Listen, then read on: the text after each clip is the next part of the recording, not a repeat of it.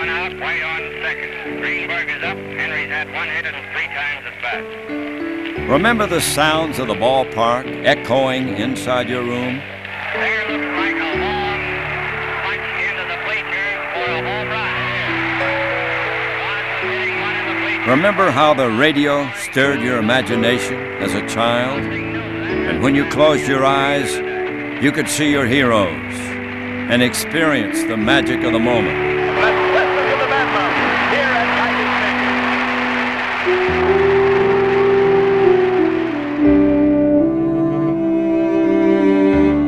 For over 100 years, it has been a place of magic, a place of hope, a place of community. Remember the first time you came to the corner of Michigan and Trumbull?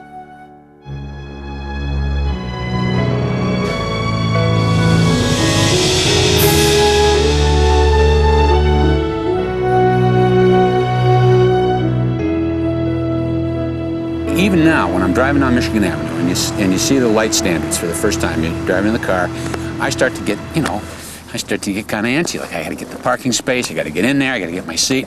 And it's pretty close. It's about 95% of the feeling that I had when I was a little kid going to Tiger Stadium. It is an experience that has bridged the generations, an experience that is part of our heritage. When you pass through the gates, troubles seem to evaporate. I think most people remember the first time they entered that ballpark holding the hand of a parent or maybe an older relative and walking through those tunnels and seeing that enormous expanse of green out in front of them, and it's a memory that's just indelible. Souvenirs, pennants, baseballs, bats. Hot dog day. Sometimes these people sit in the same seats they sat as kids, and they take their kids. And I think that's the charm of old ballparks. I think it's a big sense of pride to everybody that it's their place. But there's no other stadium, there's no other place that you can all go to and sit with a stranger sitting next to you and talk about the same thing that you love about being there. It's almost like when you go to church on Sunday, you all feel a part of that kind of thing. You can hear everything the players are saying, the argument with the umpire, you can hear the ball popping in the glove.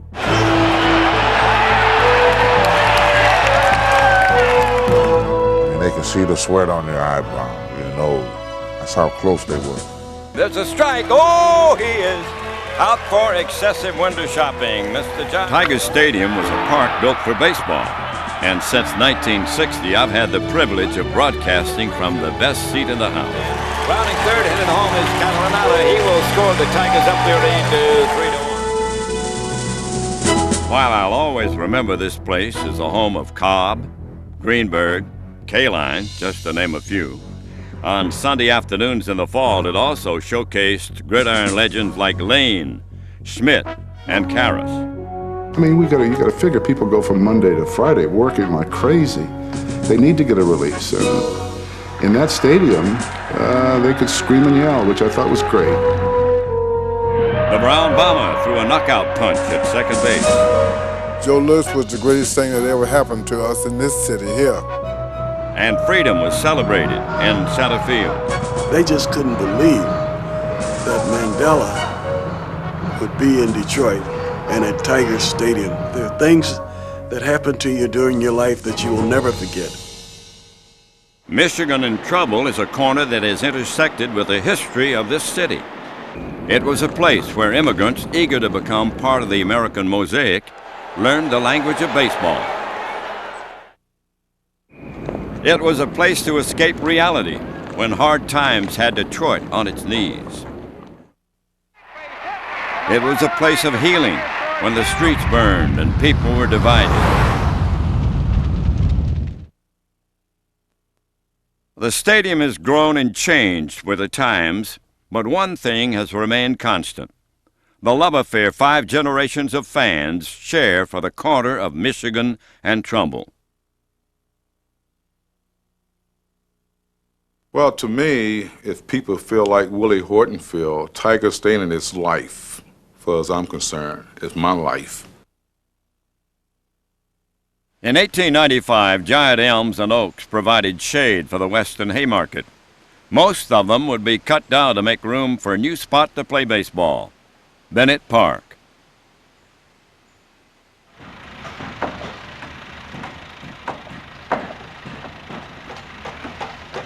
Owner George Vanderbeck built the rickety 5,000-seat wooden ballpark for the Detroit Tigers, then a minor league team in the Western League. The park was named after local hero Charlie Bennett, a crippled ex-catcher who certainly was a more famous public figure at that time than, say, the 30-year-old inventor who was test driving his new quadricycle through the streets of the city. Bennett would throw out the first pitch on April 28, 1896, before the roar of a sellout crowd and the boom of cannon fire. The Tigers responded by pounding Columbus 17-2.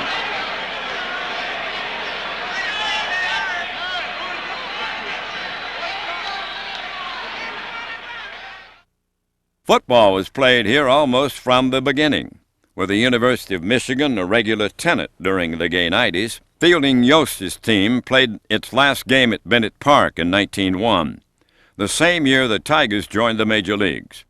On the diamond, a new century of stars were born.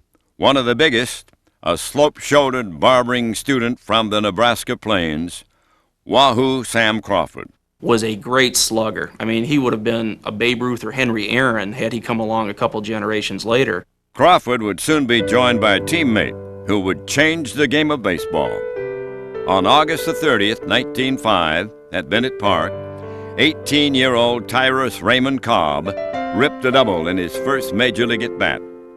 4,190 hits would follow. You know, he was Ken Griffey Jr., Wade Boggs, George Brett, Pete Rose, Kirk Gibson, all those guys balled into one. Crawford said of his teammate, he came up from the South and he was still fighting the Civil War. In his first full year with the Tigers, the Georgia Peach led the team in hitting and altercations. In his second year, he captured the first of 12 batting championships. But it was on the base pass that Cobb struck fear into the opposition, badgering nervous fielders into bad throws and swiping bases with abandon. Hold onto your pants, teammate Germany Schaefer would warn the opposition, or he'll steal those too. Kirk Gibson was a runway model compared to Ty Cobb on the bases, as far as I'm concerned. Moody, bigoted, some say psychotic, it was rumored Cobb filed his spikes in order to draw blood from the opposing infielders. That in-your-face intensity would help drive his team to 3 straight World Series appearances starting in 1907. Even manager Huey Jennings' coaching box antics couldn't help the Tigers. They lost each time.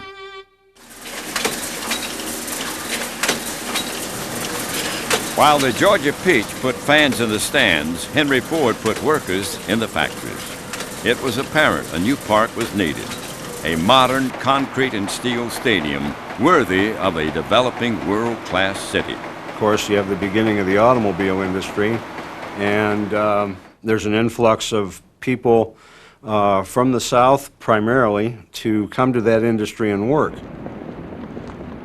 Of course, more people are working and everybody's making money, then there's more money for leisure activities. After the 1911 season, Bennett Park was torn down. In its place, owner Frank Naiman built a $300,000 stadium that could comfortably seat 23,000. Home plate was moved from right field to its present location, so batters didn't have to stare into the bright afternoon sun. On April the 20th, 1912, just 5 days after the Titanic tragedy, a full house christened the city's newest modern wonder. Cleveland's shoeless Joe Jackson scored the first run at Navin Field, but Cobb would steal home plate and the game by a score of 6-5.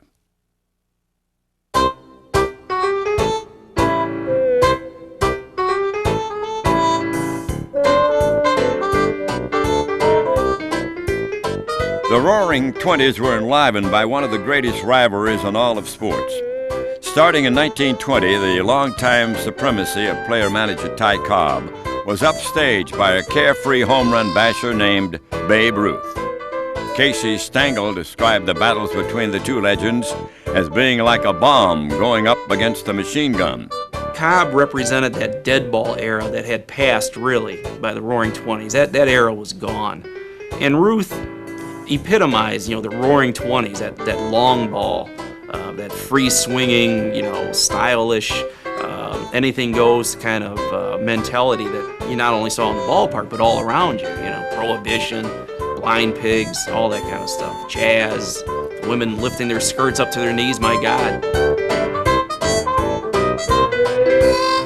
In June of 1926, Ruth hit what most people consider to be his longest home run. That was at Navin Field. He hit one off a fella named Little Stoner, and according to most people, it's still traveling. Cobb managed the Tigers from 1921 to 1926, always falling short of beating the enemy in pinstripes. His prize pupils were Hall of Famers Harry Heilman and Heinie Manouche. Nicknamed Slug, Heilman slugged his way to 4 batting championships in the 20s, while never passing up a good slug of beer at his favorite speakeasy. Manouche won the batting championship in 1926 while replacing his teacher in center field. After 22 record-shattering seasons in Detroit, Cobb would sign up with Philadelphia in 1927 and finish out his career with the Athletics. He left a legacy on this field that will never be matched. A dozen batting championships, 892 stolen bases, a .367 lifetime average. An era had passed at the corner of Michigan and Trumbull. This is WWJ, the Detroit News, bringing you this game through the courtesy of the White Star Refining Company. Ty Tyson broadcast the first radio game from the corner in 1927 and would be the Tigers' play-by-play announcer for the next quarter century.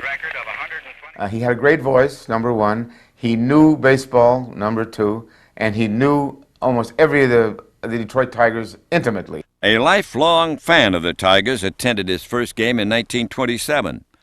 10-year-old Fred Smith. And about the 7th inning, they came around with an announcement that Charles Lindbergh had landed in Paris. And I was a little annoyed. I mean, why bother the ball game? Interrupting our thoughts on the ball game was something that didn't amount to anything. Smith was more interested in the exploits of Tigers like Dale Moose Alexander, who hit a club record 25 home runs in 1929. But Alexander's potential would never be realized, and his fortune would fall with a town that was scripted across his uniform. The Depression hit Detroit harder than any other industrialized city in the country. Auto production dropped by 2/3. 4,000 children a day stood in bread lines, and attendance plummeted at the ballpark. People use it as use baseball as an aspirin, I suppose, because things were tough. I mean, really tough. And there weren't a heck of a lot of people came down to ball games in those days. The homelessness, the hunger, and the misery would make a lasting impression on a rookie pitcher. I'll never forget it because you're right. There were soup lines. Detroit was just dead. How the people found enough money to come out to the ballpark, I'll never know. In order to boost the gate, the Tigers introduced gimmicks like Ladies' Day and doubleheaders. But eventually it was a team on the field that would bring the fans back to the corner. I always wrote that I said I'd give 1 year of my life if I could get on a trolley car on Michigan Avenue or Trumbull and take it down to the ballpark in 34 and 35 during the Depression when the Tigers did what they did to win the pennant. It was called the team that made Detroit forget. Veteran catcher Mickey Cochran was purchased from Philadelphia for $100,000 Depression dollars prior to the 1934 season. They called him Black Mike for his fiery disposition. He not only caught every afternoon, he managed. A double duty he performed with a fury not seen since the days of Cobb. Another veteran, Leon Goose Goslin, who had played with the Washington Senators in 3 World Series, took over left field, And then there was Linwood Schoolboy Rowe, a towering right-hand pitcher who could also hit. And at second base, the mechanical man, Charlie Gehringer, a crowd favorite. He was really a cool guy then because he was very quiet, didn't say anything, but he made all the plays. And he wasn't a showboater at all. Gehringer would inspire a generation of sandlotters to imitate his style and grace. He even helped motivate one young girl to realize her dream of playing in a league of their own. I came with 3 older fellas, and we were sitting there, and Charlie Gehringer, he was my idol anyway, and I watched him. And then after he got through fielding the ball, you know, I went out in the aisle there and I started imitating him. And I did it so many times, my brother wanted to take me out and take me home. Finally, there was the power behind the G-men, hammering Hank Greenberg. I spent 6 years with Hank Greenberg, and he was probably one of the great gentlemen of the game. A great home run hitter, a great player, and he lifted a segment of the Detroit society, which was Jewish, in a way that nobody else could. The 34 Tigers lifted the spirit of a depressed city, beating out the Yankees to win their first pennant in 25 long years. But listen, at that time, if you remember, the Yankees were kings. Yankees, New York Yankees. They had a terrific ball club, Babe Ruth and all that gang. And we beat the pants off them in 34 and 35. I love to play against the Yankees. In the World Series, the Tigers would draw Dizzy Dean and the rest of the Gas House Gang from St. Louis. This is my brother Paul Dean, better known as Daffy. We're both full of ambition against those Tigers. Up 3-2, Detroit was ready to crown their heroes upon the return of the series to Navin Field for Game 6. But a hotly disputed call late in the game gave the Cardinals a 4-3 victory. You're born to make mistakes, I guess. I've made them. I've seen other guys make them. But that cost us that World Series, that decision at third base. We should have won that series in 6 games. The next afternoon, the stage belonged to the showboating Cardinals. With St. Louis up 8-0, Joe Ducky Medwick made a hard slide into third baseman Marv Owen. Tiger fans in the temporary bleachers in left vented their frustration at Medwick when he took his position the following inning. All the fans out there in left field started throwing garbage at Medwick, throwing cabbage, heads of cabbage, pop bottles. Billy Rogel said if they had a Model T Ford, they would have thrown that out on the field at him too. And the fans were just frustrated. And of course, when somebody picked on one of the Tigers, well, they had the whole city to whip, you know, in fact, the whole state. So finally, Judge Landis, in a very controversial decision, called for Medwick to be removed from the game. Where all that garbage got from, I don't know. But I'm telling you, it's a good thing he didn't go back out there. I'm telling you. The Cardinals won the game in the series, prompting Frank Navin to moan, "Are we destined to never win one of these things?" The answer was yes, though Detroit would have to wait another October. In 1935, as Black Mike and his New Deal Tigers stalked another pennant, the sounds of opera filled the stadium. Throughout that summer, musical plays were staged under the stars. Mary Dans still treasures her program from Naughty Marietta. As soon as the ball game was over, the stage rolled out, and it started about 8:30. It was really a thrill to think you could walk in a ballpark and then sit there and watch an opera, you know, with all the lights. In 1935, Navin Field was a place to be. After winning their second straight pennant, the Tigers took on the Chicago Cubs in the World Series. The Tigers are all in shape and ready to go. And just like the previous year's battle with the Cardinals, the Tigers were up 3-2 when they returned to Navin Field on October the 7th. Over 48,000 fans nervously watched the score seesaw back and forth until it was all tied up 3-3 going into the bottom of the ninth. I was sitting in the dugout, and Goose Goslin was sitting beside me, and when the inning opened, and he said, "You know, I have a feeling." He said, "I've got a feeling that I'm going to win this ball game."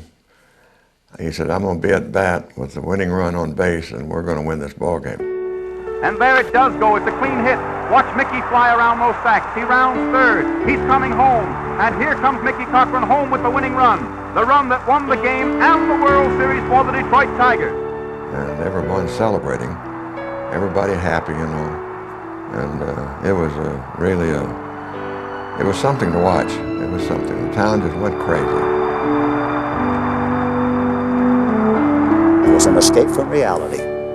It sure was, because things were so bleak, you know. And to come in here and watch these guys play baseball, and the Yankees and the Red Sox and the White Sox and the Washington Senators back in those days, and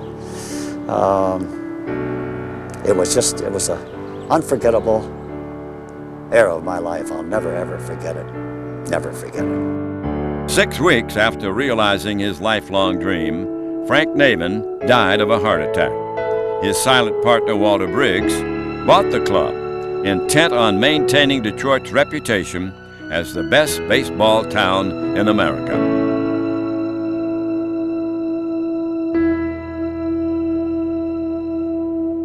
For the most part, the stadium that exists today is the one that new owner Walter Briggs put his name on in 1938. The industrialist made millions in the auto industry, and he poured a good deal of it into the stadium. It was cleaned, everything was cleaned out of the stadium, and it was beautiful before every ball game. You know, my grandfather didn't want to sit in a dirty stadium. It had a fresh coat of paint on it every year. He was the first owner to bring in the idea of a tarp for the field during rain delays. They had an underground sprinkler system, which was unique, was state-of-the-art. After years of playing at the University of Detroit, the Lions made Briggs Stadium their permanent home in the fall of '38. But the stadium continued to be best known for baseball. Despite the unqualified success of the renovations, Walter Briggs was a controversial figure. In a time of great labor unrest, striking workers from his plant picketed the stadium, leading to confrontations and arrest. Briggs also became the subject of public scorn when he fired popular Tiger manager Mickey Cochran in the summer of '38. That summer, Hank Greenberg managed to ease some of the lingering bitterness with a Mark McGwire-like race at Babe Ruth's home run record. Hank hit 58 home runs that year. The last week of the season, they walked him 12 times, so he couldn't hit the home run. They walked him without the base, nobody on base. If there was somebody on base, it would have been a different story. But they did not want to see Hank break Babe Ruth's record. Hammering Hank played under difficult conditions in difficult times. Just up Woodward in Royal Oak, Father Charles Coughlin was stirring up anti-Semitism with his radio show and newspaper. And in Europe, Hitler was rising in power. There was racism, there was anti-Semitism. Other teams would just rip on Greenberg because of his religion, and he came forth and played with such greatness. Hank was a daggone nice guy, and to take the abuse like that, it was terrible. While Greenberg fell short of the home run record in 1938, another famous record would come to a close the following year. On May 2nd, 1939, baseball's Iron Man Lou Gehrig voluntarily ended his consecutive game streak at Briggs Stadium. Fred Rice was an usher stationed behind the Yankees dugout. He had this peculiar look on his face, and he walked toward me, and I just raised my hand, and I said, "Hi, Lou." And he looked up at me, and he smiled, never said a word, walked into the dugout. Well, ironically, that was the last time that Lou Gehrig ever stepped a foot on a baseball field as a player. The nerve disease that we now know as Lou Gehrig's disease would take his life 2 years later. Today, I consider myself the luckiest man on the face of the earth.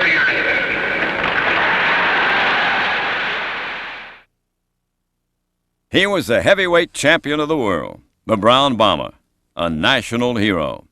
When he wasn't stalking opponents in the ring, Joe Louis was often seen sitting in the box seat watching the Tigers. On a damp night in September of 1939, he would take the field for the first and only time at Briggs Stadium to defend his title.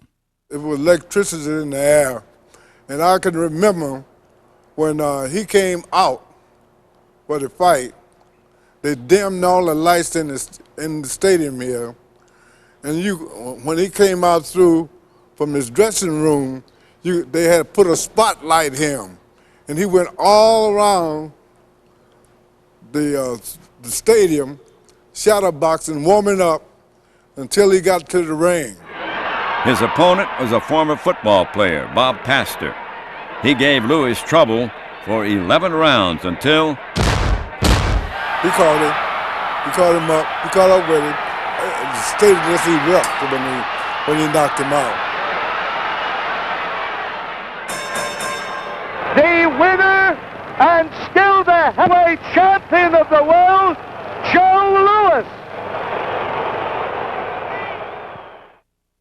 In 1940, 21-game winner Bobo Newsom led the Tigers to an unexpected American League pennant. Despite the efforts of stars like Greenberg, center fielder Barney McCoskey, and first baseman Rudy York, the surprising Tigers lost a 7-game series to the Cincinnati Reds at Crosley Field. More dramatic still was the All-Star Game, played at Briggs Stadium in the summer of 1941. Ted Williams hit one of the most celebrated home runs in the history of the Summer Classic to win the game. This is a real attack, not a maneuver. The Japanese are bombing Pearl Harbor. 1941 would be a turning point for America, and eventually a turning point for America's pastime. Thousands of young men were being called to service to fight in World War II. The first big league star to be drafted was Hank Greenberg. Before peace was won, more than 5,000 major and minor league players exchanged their spikes for combat boots. The war effort was never far from the minds of the fans attending the games.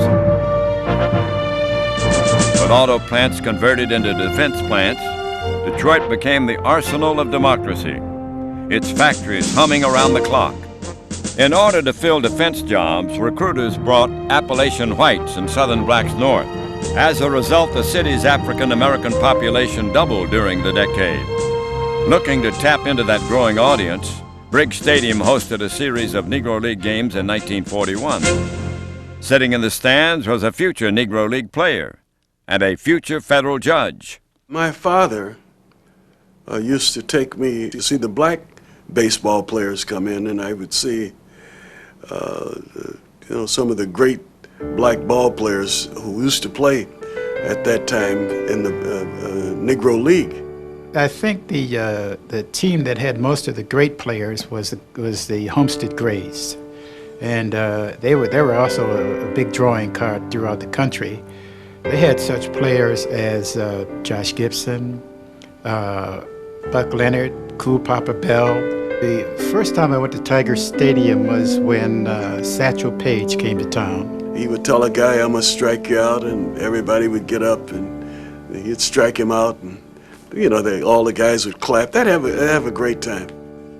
The attendance at these games was usually right at about 30,000 people, but it was a big occasion. And my father used to say, "Son, it's a tragedy that these great ball players cannot compete with these white ball players," because he says he was convinced that many of them were better than the white ball players that we used to go see at Navin Field.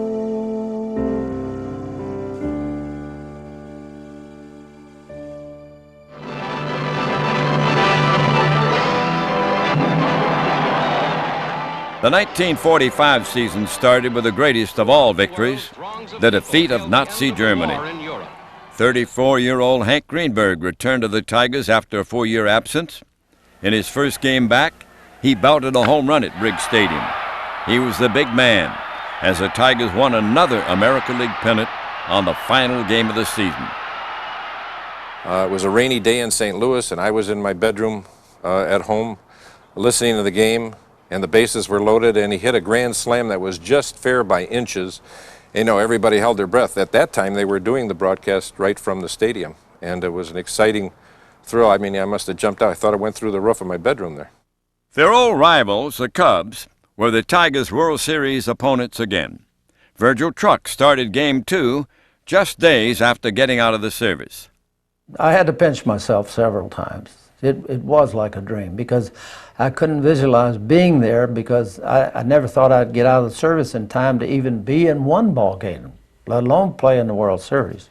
And again, Greenberg won it for me. He hit a home run with 2 men on, and we won 4-1. Listening to the game a half a world away was Truck's friend and former teammate, Hal White. You had radios, but they're all shortwave, and you'd get the crack across it, and you'd hear somebody threw a ball, and next thing you know, he's on second base, and you'd miss a lot of it, but the most part of it we wanted to hear was that Verge was doing all right. The series came down to the 7th game in Chicago. On the mound for Detroit was 25-game winner and league MVP Hal Newhouser. Hal Newhouser, one of the great pitchers of all time. One of the great pitchers. He was a tough, mean pitcher. You got to be. Dizzy Dean told me one day, I said, you got to be mean when you pitch. Prince Hal and the Tigers beat the Cubs 9-3 and brought home Detroit's second World Series championship. The following year, Hank Greenberg returned to form, leading the league in home runs and RBIs. Nonetheless, Briggs sent Greenberg to Pittsburgh, where he would play one more year before retiring. Despite that loss, the post-war years brought the largest crowds ever to the corner of Michigan and Trumbull. The population of Detroit reached its zenith at that time, pretty close to 2 million people living within the city of Detroit itself. The Tigers were playing good baseball.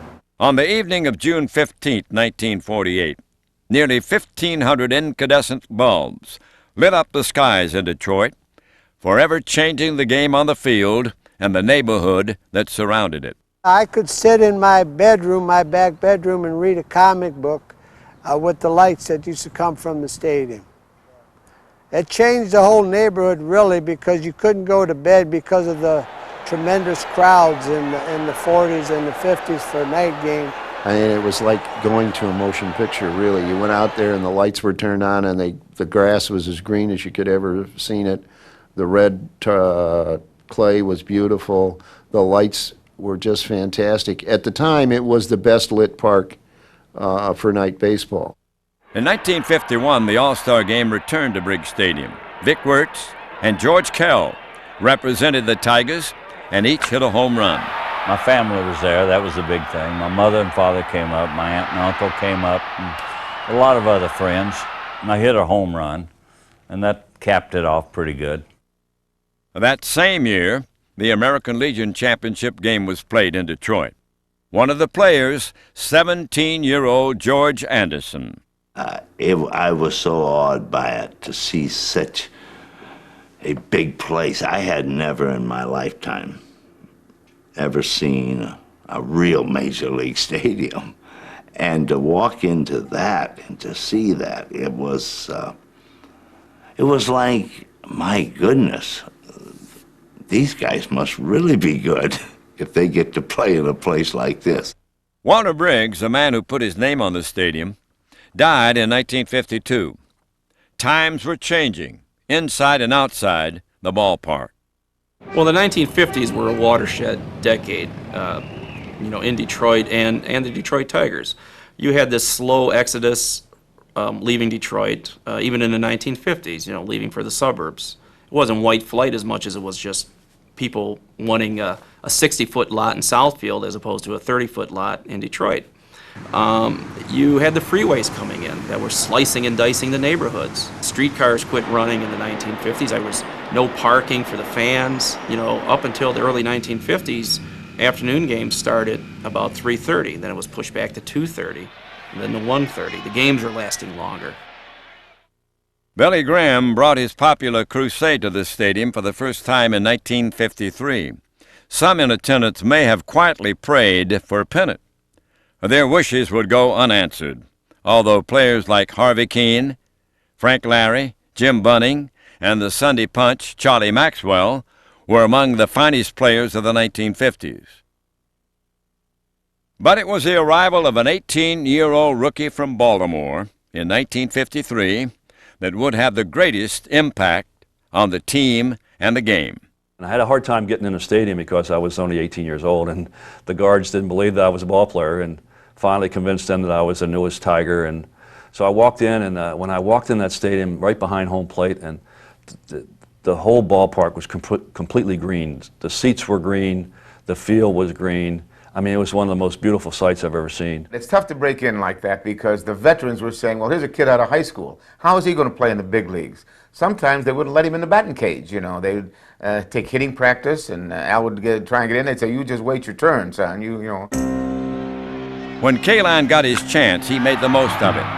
In 1955, he hit .340 to become the youngest player ever to win the batting championship. For the first half of the year, I don't think the opposing pitchers or teams really respected me that much. They figured, well, you know, I can get this kid out. As good as Kaline was as a hitter, he was equally as dazzling in the outfield. You gotta have instinct, and he had all the basic instincts from the time he arrived at the Tigers. He knew which base to throw to, he knew when to move, when to take that extra base. Down the right field line, which was known as Kaline's corner. They had to take out 3 or 4 boxes because I would be running over there and looking for a fly ball and then tumble into the seats because the wall was so low that I couldn't see it. And they were afraid that I was going to hurt myself permanently. Shy, graceful Al Kaline may have dominated the conversation of Detroit sports fans during the summer.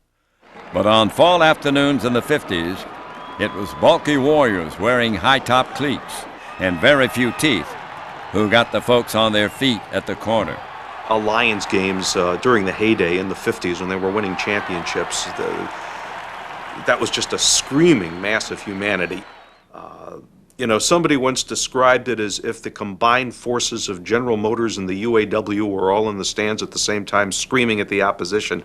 Tiger Stadium, the fans are right there. I mean, you can almost reach up there and shake hands with them in the balcony. They're part of the game. And I think they feel part of the game. To me, football, the fans are meant to suffer right along with us. When it's cold and rainy, it's cold and rainy for them. In 1952, the Lions won their first championship in Cleveland against the Browns 17-7. A year later, they met again at Briggs Stadium. The Lions were down 16-10 with 2 minutes left in the game. A couple of minutes is an eternity when your quarterback is a paunchy, swaggering Texan named Robert Lawrence Lane. He would do whatever it takes to win for the team, not for Bobby Lane. And that meant something to everybody. You know, anything was possible. See that mile going over it. Not just up half, I'm going over it, and you're going with me. And that was his kind of attitude, and you believed him. I mean, if he told you something, that was it. The Lions sealed their second championship when Lane lofted a 33-yard scoring strike to Jim Doran to win the game. Teammate Yale Larry said, Bobby never lost a game in his life. Time just ran out on him. Well, Bobby Lane was a hard drinker, no bones about it, and he played hard, he drank hard, everything he did was just full bolt. I drove Bobby everywhere in Detroit at night. And we would leave the meeting that would last till 9 o'clock, and we wouldn't get home till 5. And Bobby would get on the football field and get in a huddle, and all the guys would start coughing and telling Bobby, you got to gurgle something, man. You got nothing but whiskey on your breath. So he'd say, all right, boys, let's get going. Lane would be forced to sit out the 57 championship game with a broken leg. But this was not a one-man crew. Behind a defense led by Joe Schmidt and Yale Larry, the running of Hopalong Cassidy, and the strong arm of Tobin Rote, the Lions routed the Browns 59-14 for their third NFL title of the 50s. If one game symbolized what Lions football was all about at Tiger Stadium, it was a 1962 Thanksgiving Day game against Vince Lombardi's unbeaten Green Bay Packers. I changed myself into not a very nice person. I wasn't a dirty ball player, but I I kept the edge all the time. I mean, I refused to relinquish. And I play like a mad dog.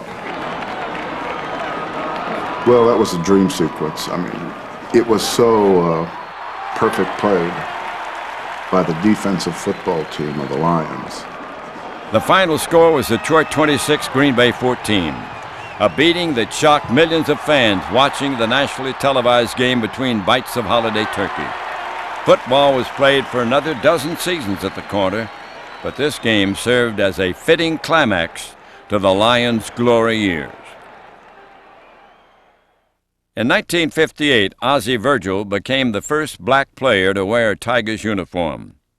Only the Red Sox waited longer to integrate its team. There was no question that there was a degree of prejudice around baseball at the time, and I think it was a very, very tough decision, but they knew that this had to happen and was going to happen.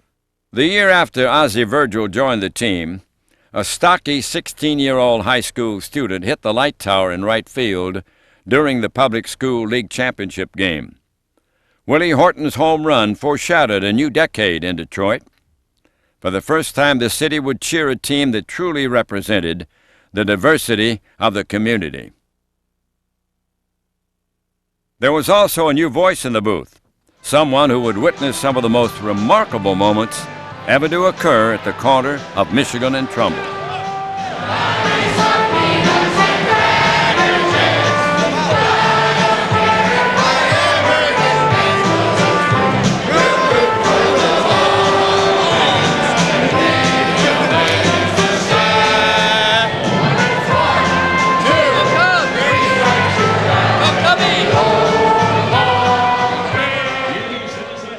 The early 60s were only a prologue to a wonderful script that would be written later in the decade. The characters would slowly develop into key performers in this saga: Horton, Freehand, Northrup, Stanley, McLean, Lolich. The story begins at one of the lowest moments in the city's history.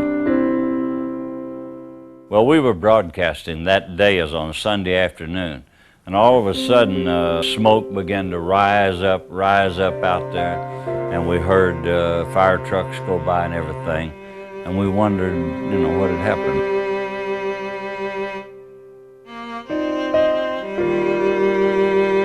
Leaving the ballpark, and just about where the riot was, I lived around in there, and I'm seeing all kind of policemen, people in the street. We didn't know it, at least I didn't know it. I never forget riding to Livernois area, 12th Street area somewhere. And I'm in my uniform and seeing this happen. It was a shock. And this is Detroit. This is not happening. And that's when I realized what was going on, And I mean, there was tanks, really. People were shooting, people scurrying. Law and order have broken down in Detroit, Michigan. Pillage, looting, murder, and arson have nothing to do with civil rights. What can I do? What can I say?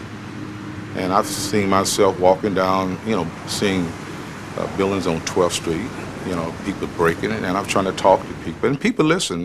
People know me in this city since I was a kid. 4 days of rioting resulted in 43 deaths and millions of dollars of damage. Mickey Lolich was one of the thousands of National Guardsmen called to patrol the streets in the aftermath of what was then the worst civil disturbance in U.S. history. As the hot summer of '67 wore on, there was hope that a pennant would ease the pain and despair of July. Those hopes boiled down to a final at-bat of the season. And I'll never forget the last game we played. Dick McAuliffe, with a man on first and third, one out, had not hit into a double play all year long. Hit a one-hopper, bang-bang play at first base, and the season's over with. Well, you have to understand one thing. '67, when we lost on the last day, I never seen so many grown men cry. I mean, they were distraught. We didn't wait to the next year came. We started talking that evening, that Sunday. I never forget that Sunday. We had our champagne. We still celebrate. We celebrate the win the following year. We know that we're going to win. Tigers do it this year? Well, Ernie, I'll tell you what, I'm convinced that we can do it. We've got some real good talent. I think we gained something last year by virtue of the fact that we had a lot of young guys who went through an experience we'd never been through before. We opened up in Detroit that year. We lost opening day. In the second game, I pinched hit a home run in the bottom of the ninth, and we won. And then we won like 9 or 10 in a row. So that took a little pressure off of, I believe, the city and a lot of people, you know, because then they started talking about the Tigers. We're all behind our baseball team. Go get 'em, Tiger. It will always be remembered as the year of the Tiger, and what a year it was. A record-setting 103 wins, many of them dramatic comebacks in the late innings. Swung on is a fly ball to right. It's deep, it might be. Back is Robinson, and it is a home run. The Tigers win it on a two-run homer by Matthews. And for the first time in history, over 2 million people came to the corner of Michigan and Trumbull. The second precinct was the police officers that took care of Tiger Stadium. They were the ones down in that area. And they told me that in 1967, you'd find 4 people standing on a street corner looking for trouble. And in 1968, the same 4 people would be standing on that same street corner with the transistor radio listening to a Tiger game. Fastball, makes it! Tigers are going to win this one! Henry scores the winning run, and McLean wins his 30th ball game of the year! In 1968, Tiger Stadium became Detroit's common ground. It was maybe the only place in the city where people could come together again and cheer for a common goal. It never has left my head. September 17th, 1968. It's burned there. Every year it comes around, September 17th, 1968. I have a private moment with myself. Don't share it, because nobody can understand it. Greatest single moment, Don Wirtz single to right field, scored Kaline from third, won the pennant. And it's all over. Don Wirtz singles. The Tigers mob Don. Kaline is scored. The fans are steaming on the field. And the Tigers have won their first pennant since 1945. Let's listen to the bedlam here at Tiger Stadium. Those people who went through that awful 1967 year, they came over the fence, covered the field, and it was magnificent. At that time, I was the chairman of the Michigan Civil Rights Commission, so I knew the rupture and the fracture of the city as a result of the riots. But when you look at the Tigers of '68 and you see a mixture of blacks and whites pulling together, winning a pennant, it's a unifying experience, and that's what that was. The Tiger storyline from here is as familiar as your favorite novel. Fans keep retelling it, relishing the details. It has a David versus Goliath quality. Goliath was represented by the defending world champions, the St. Louis Cardinals. I never thought they were going to win. I thought the Cardinals would take them in maybe 6 games. The sense was that no matter what happened, they were going to have to beat Gibson, and I didn't think they could beat Gibson. I never worried about hitters a day in my life. I mean, if you're a .350 hitter, I don't care. I'm going to come after you. And that's the way I pitched. I pitched very aggressively. But I was worried about the base runners. I was worried about Flood and Brock. Game 1 was played as scripted, as Bob Gibson struck out a series record 17 batters for a 4-0 win. God, I'm glad I didn't have to face him too much. He's outstanding. What a competitor. Great stuff. Very intimidating on the mound. Lolich won Game 2, but the next 2 at Tiger Stadium went to St. Louis. The Cardinals appeared to be on their way to wrapping up the series in Game 5. They were up 3-2 in the 5th when Julian Javier singled with a speedy Brock at second base. Brock, who had tormented the Tigers all series, seemed to cinch to score. We saw him do that second, kind of go around third and loaf in the home plate. We seen the guys in outfield just take the ball and lobby. And we said, wow. I mean, that's too much respect. And all we had to do was do our job. Horton did just that when he threw a strike to Bill Freehan at home plate, and Brock was called out. It was a turning point of the game and would produce one of the most famous action shots ever snapped at the corner. In the bottom of the seventh, with the Tigers still down a run and the tying and go-ahead runs in scoring position, it seemed only appropriate that the moment belonged to number 6. Anytime you play in the big games, and nothing's bigger than the World Series, and you're in front of your home people, and everybody's pulling for you, and then you're supposed to be the big guy, and you're supposed to be the guy to get the job done, and to be able to come through in that situation, you feel like you're walking on air. Kaline's clutch single gave the Tigers a lead they never lost. The 5-3 win gave the Never Say Die boys from Motown new life, and their once discouraged fans fresh hope. You know, I have heard cheering at Tiger Stadium for many events and many occasions, but the reaction from the fans that day, this was the hero. You know, they'd worshipped him for 15 years, and it had come back paid in full. This was the payoff. The series moved to Busch Stadium. After the Tigers routed the Cardinals in Game 6, Mayo Smith called on the tired left arm of Mickey Lolich for Game 7. And when they come to me and ask me to go on 2 days rest, I'm like, sure, I'll do it. I never turned down a baseball a day in my life to walk on that mound. Remarkably, Lolich battled Gibson to a scoreless tie until Jim Northrup came up in the 7th. Northrup sent the ball sailing towards Curt Flood in center. I mean, he made one step in and then he was done. And he slipped a little bit. But that half step he took in, I hit it real hard and it short hopped the center field fence. When they replayed it, it was 25, 30 feet over his head. So I doubt had he even gotten a good break on the ball, he would have caught it. And I tell everybody it really doesn't matter. He didn't catch it and we have the ring. So that's the way it is. Mickey Lolich took the mound with a 4-0 lead in the bottom of the 9th. When I walked out on the mound in the 9th inning, pitched 9th inning, I knew that I had beat the St. Louis Cardinals. The Tigers are the new world champion. And I always say we were the last true champion without the playoff. And it means a lot. Now, nowadays, they buy pennants, buy World Series. We homegrown our pennant and World Series, if you know what I mean. A friend of mine said he watched that game on television, and one of his friends turned to him and said, it's never going to be this good again. We're never going to experience anything like this again. And he's right. I've never experienced anything like it.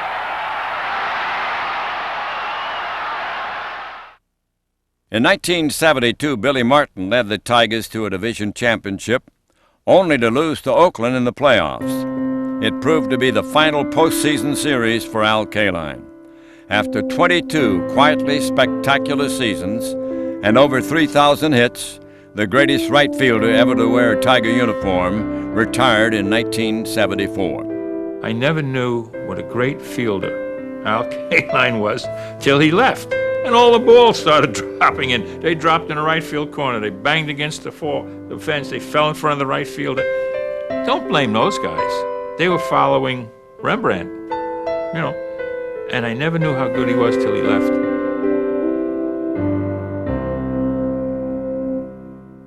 With a losing team and aging players, the Tigers needed a new star to emerge to put fans back in the seats.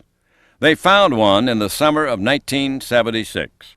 I don't know how you describe Fidrych. Fidrych was just himself. And the first night game he pitched in Detroit was against the Yankees. He beat them 2-1. And the crowd just went crazy. They took him into their heart.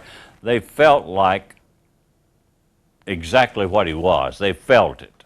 There have been a lot of great pitchers that stood on the mound at Tiger Stadium, but Mark the Bird Fidrych was my favorite. He was 21 years old in 1976, but he played the game with the spirit and enthusiasm of someone half his age. He's so happy, look at this! For fans at the corner and around the country, it was love at first sight. It was amazing, He was so big, so popular, that you go to interview him before or after a game, you couldn't get to him. You couldn't get near him. Why, Joe? I mean, the cameramen were around. What was on? The birthday cakes around, the candy was around, the teddy bears. They would send him so much stuff. His locker looked like a part of a toy department. You couldn't get at him. You had to climb over all the gifts he was getting. They just absolutely loved him. Mark really didn't have too much to say, but to watch him on the mound, talking to the ball, bending over, waving to his fielders, applauding them, nobody had ever seen this. It was magnificent.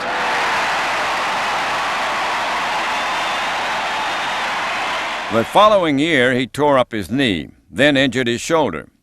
The bird was never really able to take flight again, but for one memorable summer, he took us all for an unforgettable ride. George Anderson first came to Briggs Stadium in 1951. 28 years, 4 pennants, and 2 World Series rings later, Sparky Anderson returned to Michigan and Trumbull as a new Tiger manager. When he first came to Detroit Tigers, very strict. I am the iron ruler, my way or the highway. I love to grow vegetables in my garden, and if there's any weeds in them, I'll take them out.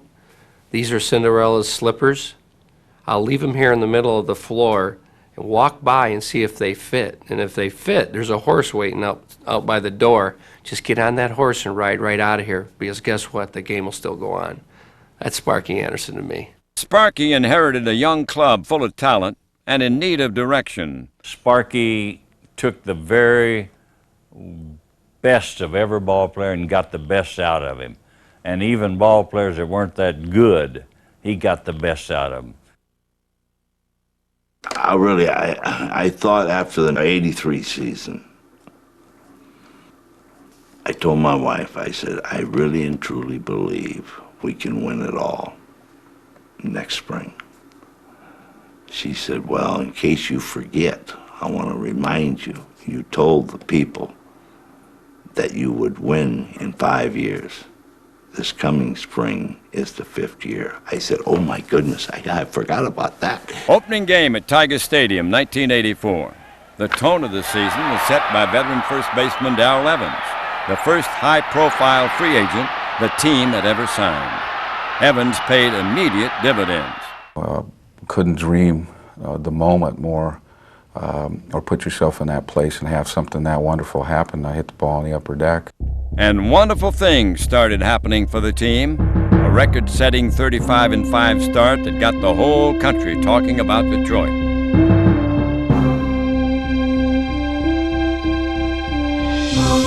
The only thing hotter than the Tigers were the Tiger fans. Insane is what it was. From the waves starting there all the time, I think I saw more variations of the wave in Tiger Stadium than I saw anywhere else. I never remember going into any ballpark and having the fans respond to a ball club the way the fans did for us in Tiger Stadium. And because they were so close on top of what was going on, because of the configuration of the ballpark, it just was electrifying. It was nuts. It's over! It seemed only fitting that MVP and Cy Young winner Willie Hernandez sealed the division championship. We had such a great ball club in '84 that it was real easy, because you didn't, in a lot of places I was one of the 1 or 2 or 3 guys always dependent on doing something extra. And I became just a part of history again. And those guys that had played before, like I said, Cobb and all those guys that have been out there before, I think they're out there to pat you on the back. I really do. I think they're there with you when you step into that stadium. The Tigers dominated the competition in postseason, up 2-1 against the San Diego Padres. Old reliable Alan Trammell had a pair of 2-run homers for a 4-2 victory. I think we all, as young kids, we dream of being a major league player. We dream of making it to the World Series. And, we all put ourselves in the driver's seat where we do well. Trammell would go on to win the Most Valuable Player award for the series.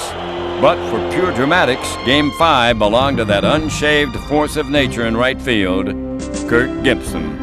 I had to visualize success, and I had to look up in those right field seats, and I had to look into the dugout and say to Sparky Anderson, I bet you $10 I'd take him up top. And there it goes!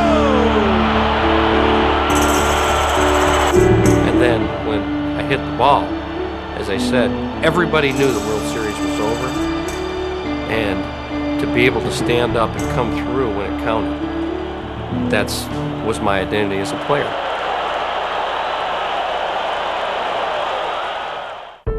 For the fourth time, the Tigers were the World Series champions. The team that celebrated that night would eventually disband and split apart. They made one more remarkable run at the division championship 3 years later, only to lose to Minnesota in the playoffs. There were no baseball dynasties at this stadium. Championships were few and far between. Maybe that's why we cherish those moments of victory so much. Cochran crossing home plate in 35. Well, it's probably one of the biggest thrills that any of us on the Tiger team ever had in their life. Kaline's clutch hit to win Game 5. For 1 year, you can say you're the best. You're the best in that game for 1 year. And Gibson's victory dance around the diamond. The playing field at Tiger Stadium, if you think about it, really the stands in the stadium is kind of a dark setting. And the field is really a stage that's very well lit. And you've got those big, huge light towers up there that just beam down. And I think it's the greatest stage that I've ever played on.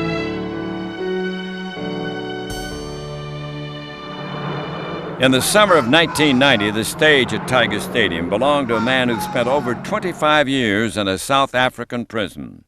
Nelson Mandela's release signaled the end of apartheid, and the entire world joined in celebration. It was just a great day in the life of one man, and the great day in the life of oppressed people, a great day in the life of black people in America, a great day in the life of any people who have ever been deprived of any human right.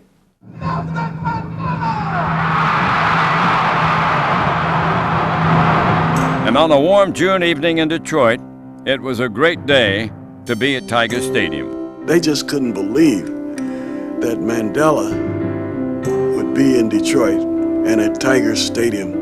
The atmosphere was one of excitement and exuberance and happiness and really of empathy for this man who had suffered so much and came out with his head up high, his shoulders erect, and still talking about freedom, not hating anyone, no bitterness, love. Just treat him as a human being. We are all deeply committed to the struggle against racism, wherever and whenever it rears its ugly head. Pride, excitement, honor, joy, love. The things that happened to you during your life that you will never forget. And my looking this man in the eye and shaking his hand and hugging him and saying, "I'm proud of you. You mean so much to all Americans and to people all over the world," was something I'll never forget. I love you. I think it would be the apex of my experience at Tiger Stadium is being there with Nelson Mandela. From political rallies to rock concerts, Tiger Stadium has hosted a number of special events, but it is baseball that will always be associated with a corner of Michigan and Trumbull. Tiger Stadium, to look at, represents what Major League Baseball is all about, and the history of it represents all the history of our game. For the past decade, we have watched new stars emerge. When I first stepped into this park, knowing the history and the aura that comes with this stadium was extremely exciting for me, and I'm glad I got to have a little piece of that. And said farewell to revered players. Now, as the century comes to a close, we're saying goodbye to a place that has embodied so much tradition. Whether it was known as Bennett Park, Navin Field, Briggs Stadium, or Tiger Stadium, the cozy cathedral where so many memories were made will always have a place in Detroit's history. our history. I drove by Tiger Stadium the other day, and I don't know if I can walk in there anymore because this part of my life is gone. It gave me so much. There'll never be another Tiger Stadium or Briggs Stadium or Navin Field. There'll never be anything like it. It's pure history. When the last run is scored, the final out is made, it will be like closing the door for the last time to my home.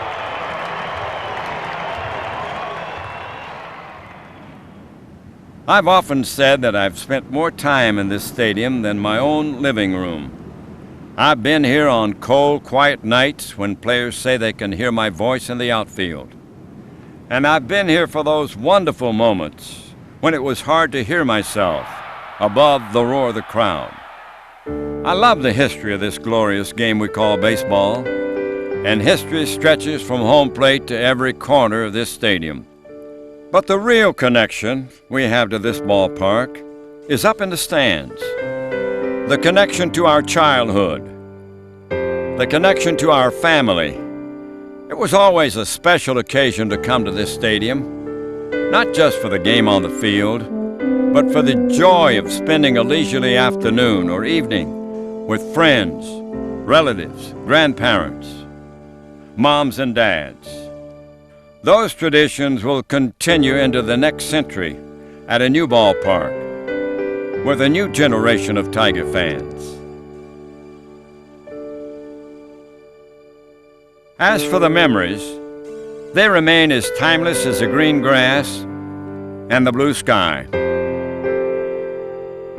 Remember the first time you came to the corner of Michigan and Trumbull? Oh yes, fans, I'll remember.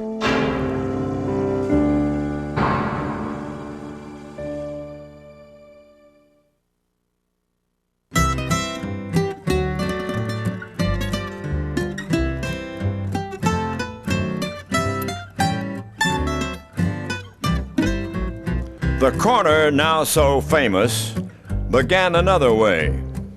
The farmers drove to market, and there they sow their hay. From the dirt and cobblestones, an origin so humble, emerged the famous corner of Michigan and Trumbull. Michigan and Trumbull, Michigan and Trumbull. There's never been a corner like Michigan and Trumbull. The Tigers, new and feisty, took over Bennett Park. Crawford, Cobb, and Jennings lit a civic spark. The quiet corner came alive. The town began to rumble. Baseball soon became the rage at Michigan and Trumbull. Michigan and Trumbull, Michigan and Trumbull. There's never been a corner like Michigan and Trumbull.